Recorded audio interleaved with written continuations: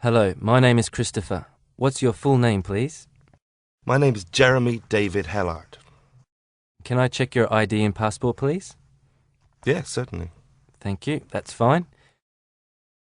In the first part, I'd like to ask you some general questions about yourself. Let's talk about your work or school. Are you a student or do you work? I'm a student. And do you like your school? Yeah, I like my school. I like studying there, but the actual building, the actual surroundings are nothing special. We tend to call it Strand Poly rather than King's College. And is there anything you would like to change about your school? There are certainly a lot of things that could be changed about King's College. To start with, as I said, it's not the most beautiful place, yet it is next to a wonderful London building called Northumberland House, and ours looks drab and black by comparison. And apart from that, we have a very famous war studies department that actually trains a lot of rather dubious dictators and other characters from countries that I would rather not have my university train people from. So there's a couple of issues I think we could change. And how do you travel to school? I walk across the bridge because I live very close to King's College in Waterloo. So I walk across Waterloo Bridge and see the trail of drips of blood and rather dubious fluids which you see lying on the roads there. So yeah, I walk just a short distance. Now, let's move on to email. How often do you use email? Email. I tend to use email about once or twice a week just to keep in touch with people who I'm not in the same city as or the same country as at the moment. And do you think writing an email is better than writing a letter? I don't think it's better than writing a letter. I much prefer writing and receiving letters. But the emails are so much more useful for immediate communication. So if I really need to get in touch with people, or more than one person at a time, then I might well prefer to use email because it's slightly more efficient in the modern setting. Okay. Now I'd like to ask you about travel. What countries have you travelled to before? I've travelled extensively in Europe and Asia, but never outside of these two continents. So I've been to most Western European countries, Germany, France, Spain, Switzerland, Holland, Belgium, Luxembourg, Italy, Czechoslovakia. And in Asia, I've spent most of the time in India, Nepal, Thailand, Laos. Okay. And where wouldn't you like to travel to? I wouldn't like to go to Los Angeles or the suburban sprawl around that area.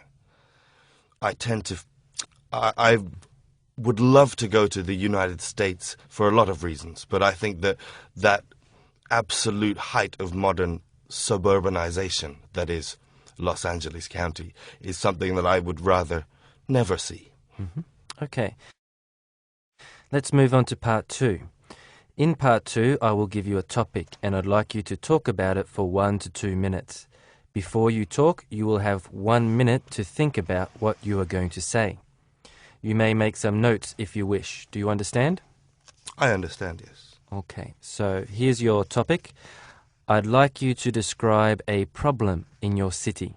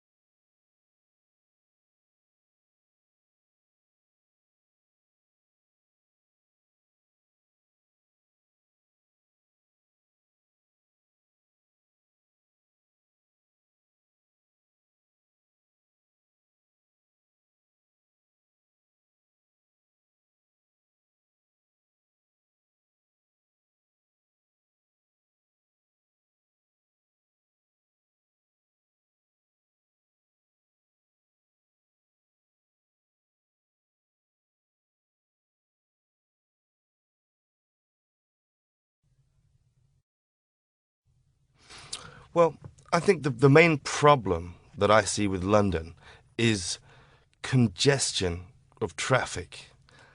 Because despite all of the new congestion laws which have been installed in recent times, I find that the very nature of London is that it is an old city, about 1,000 or 2,000 years old in its present size and sprawl. Obviously, it's grown a little, but it is designed around the idea of having horses and carts, ponies and traps, trundling through the cobbled streets, saying good morning to each other in a nice English style. But now we have thousands and thousands of jeeps, sports utilities vehicles, and other oversized vehicles which were designed for American ranches driving through our cities. So London in particular, as you get to the centre, it becomes a complete gridlock where you breathe diesel fuel all the time, and when you get home you will blow black dust out of your nose. So I think, although there are a lot of other problems in the metropolitan situation, I tend to find that in London it's definitely the overflow of vehicles and people who decide, rather than using the public transport, that they want to take their own car and listen to their own music on their own stereo system. So basically, I think this is the nature of the problems with my city. Okay, and are you optimistic that the situation will improve? No, not really. They're trying, as I say, they've installed congestion charges and laws to prevent it from happening. But people will just shoulder that cost. People will simply say, I have to pay £5 more each time I go to town. So they will pay £5 more. But the problem remains until they pedestrianise the centre of the city. Okay, thank you. Now let's move on to part 3. You've been talking about a problem in your city, and I'd like to ask you 1 or 2 more questions related to this. So let's consider first of all the development of cities. Could you examine the causes of urbanization? Well, the causes of urbanization are basically the Industrial Revolution, which started, I suppose, in English cities. But when London's East End started to industrialize, then obviously they need hundreds of thousands of workers to run the factories and the massive infrastructure of the port city, which is London, which for certainly a century or so was one of the busiest ports in the entire world.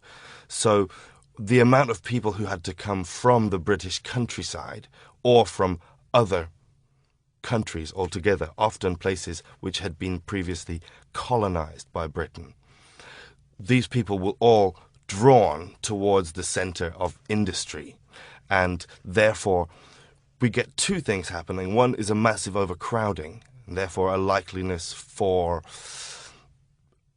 easily transmitted diseases or just a lack of cleanliness that you might find in a food market with too many rats. But the other side of the problem is so many communities who are entirely different in their culture and outlook, living next door to each other.